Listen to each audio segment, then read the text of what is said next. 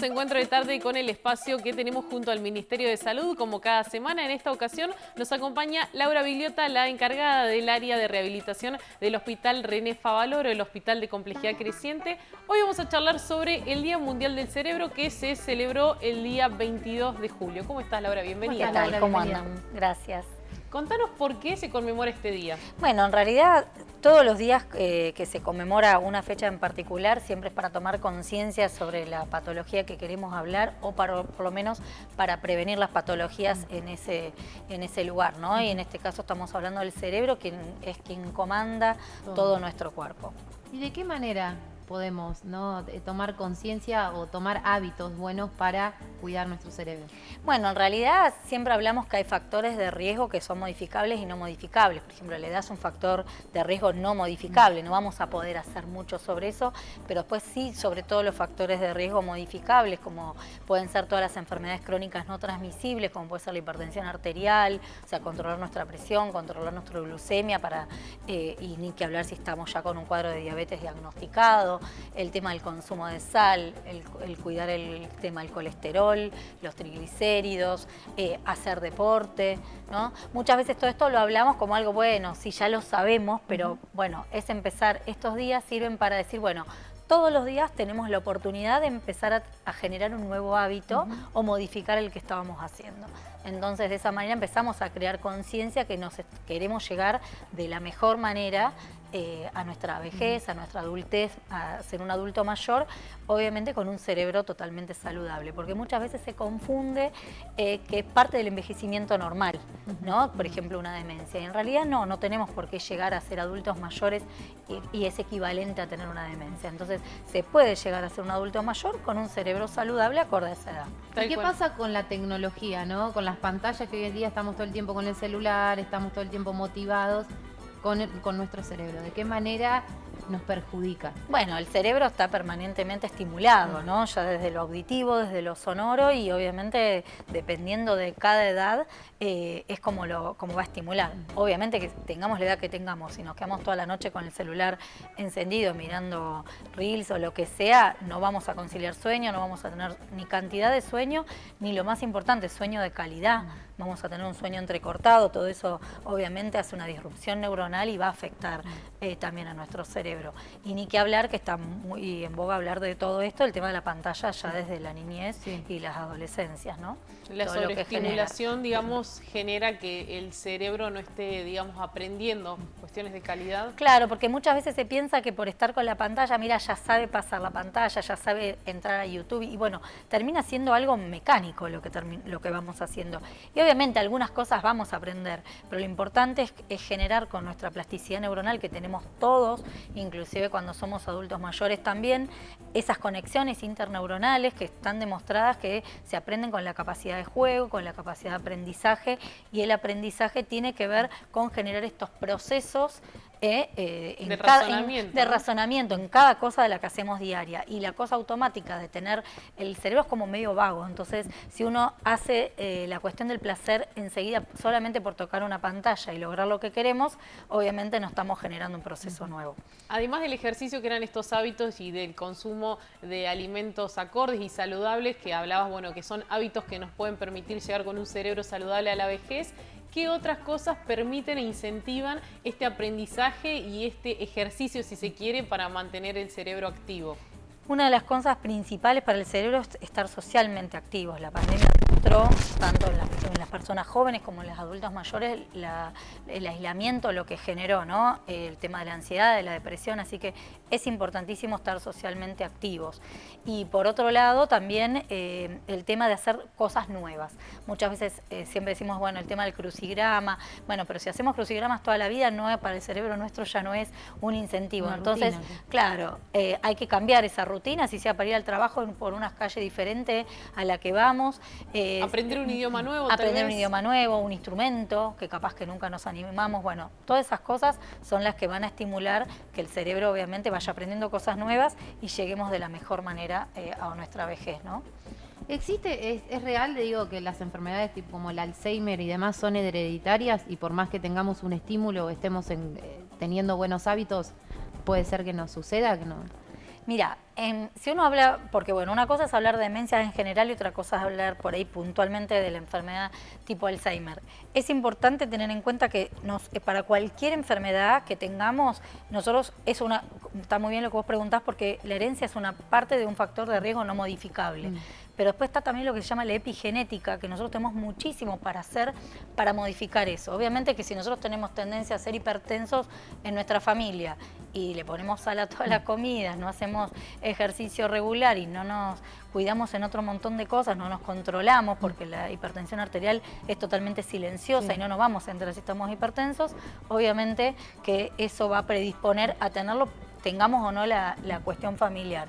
Y las demencias es un abanico muy grande que podéis para hablar en otro momento, pero es importante tener en cuenta que sí, hay un pequeño porcentaje que puede ser hereditario, pero también es importante hacer el diagnóstico correcto, ¿no? No pensar que porque uno tiene algún olvido, bueno, ya me estoy yendo para ese lado. Hay que hacer una evaluación cognitiva completa, hecha por especialistas neuropsicólogos, y ahí ver cuál es el perfil que estamos teniendo en neuropsicológico para ver bien hacia dónde nos estamos orientando.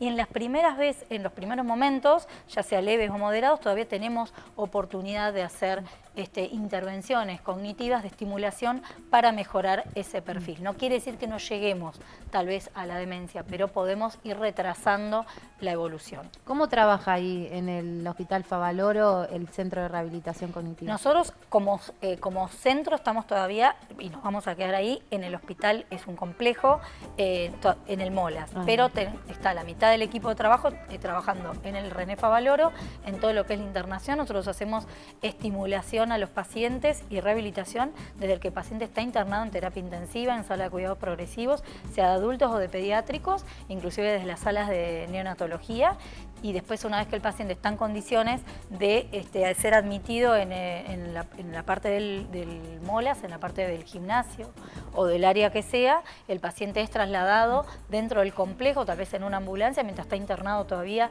al complejo, y si no, cuando es de manera ambulatoria empieza a venir al servicio. Pero tenemos todas las áreas: kinesiología, fonoaudiología, terapia ocupacional, musicoterapia, estimulación temprana, psicopedagogía.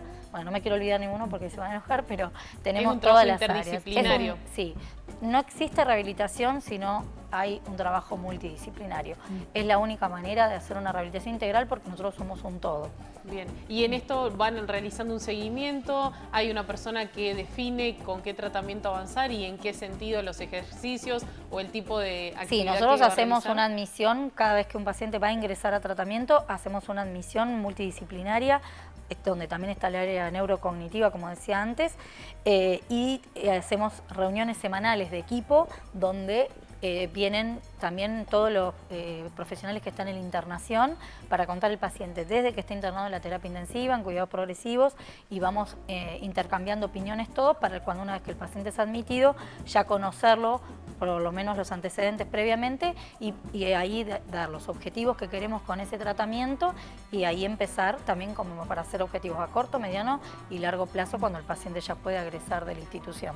Bien. Hablabas de la pandemia, ¿no? Me quedé pensando en lo que decías. ¿Dejó muchas secuelas neurocognitivas y ustedes han tenido que hacer el abordaje de la misma? Sí, en realidad, bueno, todo el mundo conoce en la pandemia lo que fue el abordaje más que nada respiratorio, pero el COVID lamentablemente no solamente hizo estragos respiratorios, sino también musculares, porque los pacientes quedaban muchos días internados con respirador, pacientes inclusive pronados, que es estar boca abajo, inclusive con respirador, y después eso a nivel muscular, neuromuscular, un paciente que está sedado para poder estar adaptado al respirador, todo eso también después llevó muchísimo tiempo de recuperación, y después con el correr del tiempo también estuvimos viendo muchas secuelas, inclusive neurológicas y neurocognitivas, que fue dejando el COVID y que también tuvimos que rehabilitar. Por esta falta de socialización, por esta falta de socialización que decías hoy más temprano. Y hay un todo, uno el propio virus en sí, lo que generó en cada organismo, y después también está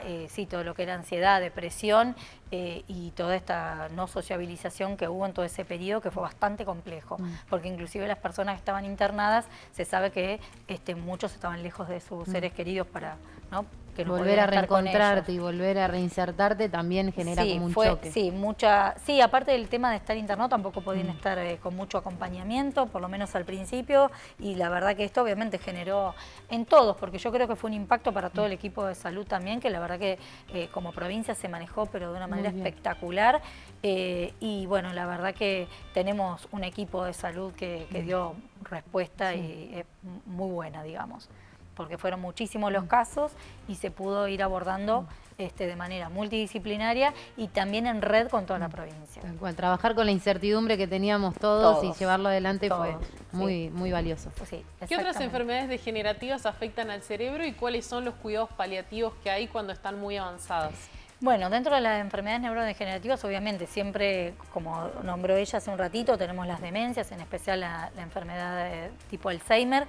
Es una de las principales, de las más populosas, digamos, para dentro de las demencias, que el factor de riesgo principal es la edad. Y después dentro de las neurodegenerativas también se ve mucho enfermedad de Parkinson, parkinsonismos, también enfermedades de Huntington, que también son de herencia familiar, es así, herencia familiar marcada por genes. Y bueno, y después tenemos las que pueden ser adquiridas, que tienen que ver muchísimo los hábitos, que tenemos muchísimo, es el accidente cerebrovascular. Y después los traumatismos de cráneo, que es lo que más se ve en pacientes jóvenes. Bien, y es interesante detectar o que nos puedas contar cuáles son esas alertas que tenemos que tener en cuenta para ver si estamos llevando adelante nosotros o algún familiar que está con nosotros un accidente cerebrovascular, porque hay distintos síntomas que nos pueden llevar a detectarlo a tiempo y que una atención inmediata genera que no se vea tan afectado el cerebro en algunos casos. Exacto. Sí, en realidad hay que tener en cuenta el tema del habla. Muchas veces hay mnemotecnias, pero bueno, por ahí esto de pedirle a la persona que sonría y ver si queda desviada una comisura del labio, que pueda o no mover un hemicuerpo, es decir, un brazo o la pierna, o sienta un cosquilleo, o tenga, por ejemplo, algún trastorno en la visión en uno o ambos ojos, trastornos en el equilibrio de manera súbita, también problemas para hablar, ¿sí? O para entender lo que se le está diciendo. Bueno, obviamente hay que acudir cuanto antes y quiero que está buenísimo que ustedes lo puedan marcar acá, es que puede ocurrir a cualquier edad, porque muchas veces estamos con qué pasa con determinada edad. Sí, eso es cuando hay factores de riesgo involucrados como diabetes, hipertensión, colesterol alto, pero también puede pasar en personas jóvenes, es otro el tipo a veces de causal, porque puede ser que se haya roto un aneurisma o una malformación arteriovenosa y pueden ser pacientes de 20 años que están sufriendo un accidente vascular, pero de tipo hemorrágico por otra causal que no son las que la gente más frecuentemente conoce. ¿Y los síntomas son los mismos? Y muchas veces sí, depende del área afectada, sí. Bien. En ese caso hablamos del accidente cerebrovascular. ¿Y en el tema del Parkinson tiene que ver la edad? O sí, muchas veces la mayoría de las veces sí tiene que ver con la edad y también que muchas veces las personas piensan que siempre va a empezar con un temblor, ¿no? Que siempre es como lo más clásico, o la forma de caminar, pero pueden empezar con cuestiones no tan motoras, como por ejemplo pérdida del olfato, trastornos de conducta. Entonces siempre es mejor consultar. Muchas veces cuando eso son enfermedades neurodegenerativas, el familiar o el mismo paciente se va dando cuenta que algo está pasando, que no estoy como estoy siempre y que no es lo habitual que me pasa. Entonces es mejor consultar. Como decía ella, en el caso de un accidente cerebrovascular es una urgencia y hay que ir a una guardia, ¿sí? O llamar al servicio de emergencias. En el caso de algo que yo veo que estoy teniendo olvidos frecuentes, que no marcho, no camino como como venía caminando hace un tiempo, bueno, ahí es conveniente hablar con nuestro médico de cabecera, por ahí la derivación a un médico neurólogo y ahí ver qué serie de estudios hay que hacer para llegar al diagnóstico definitivo. Siempre cuanto antes, mejor.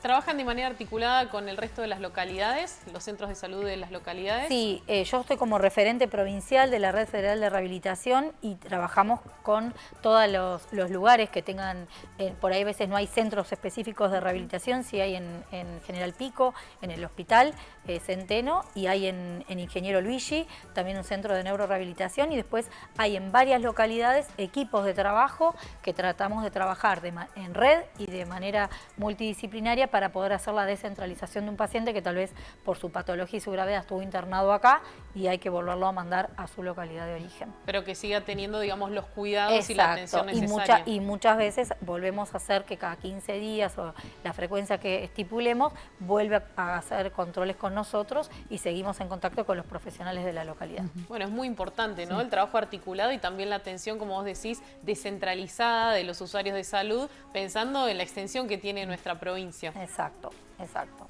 Más hablamos siempre cuando nos acompañan en el Ministerio de Salud un poco de los chequeos, ¿no? Anuales, que tenemos que ir a un médico clínico y demás. En el caso neuronal de nuestro cerebro, ¿es necesario una vez al año hacernos un chequeo, ver más allá de la edad? En realidad, como decíamos antes, si uno va a pensar en los factores de riesgo que puede modificar con un chequeo clínico o con un médico generalista o el médico de un centro de salud, es suficiente porque nos va a pedir seguramente un electrocardiograma, nos va a pedir ver si tenemos o no una arritmia, ver cómo está nuestro laboratorio de manera general y obviamente si aparece alguna sintomatología que el profesional le parezca que tiene que ser derivado a un especialista, lo va a hacer, ¿no? Porque muchas veces pueden ser enfermedades neurológicas, pero pueden ser enfermedades reumatológicas que acompañan con alguna sintomatología neurológica y no vas a ir directamente al neurólogo, tal vez tenés que ir a otro especialista.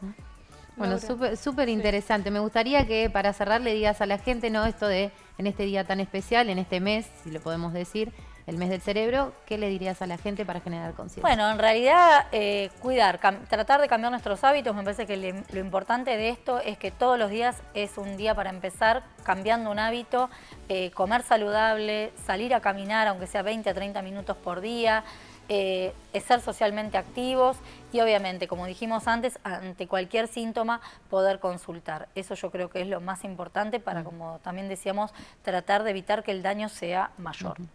Muchísimas gracias. No, gracias a ustedes. El cerebro es lo más importante que tenemos, así que hay que cuidarlo. Nos vamos a una pausa y enseguida regresamos con más Encuentro de Tarde.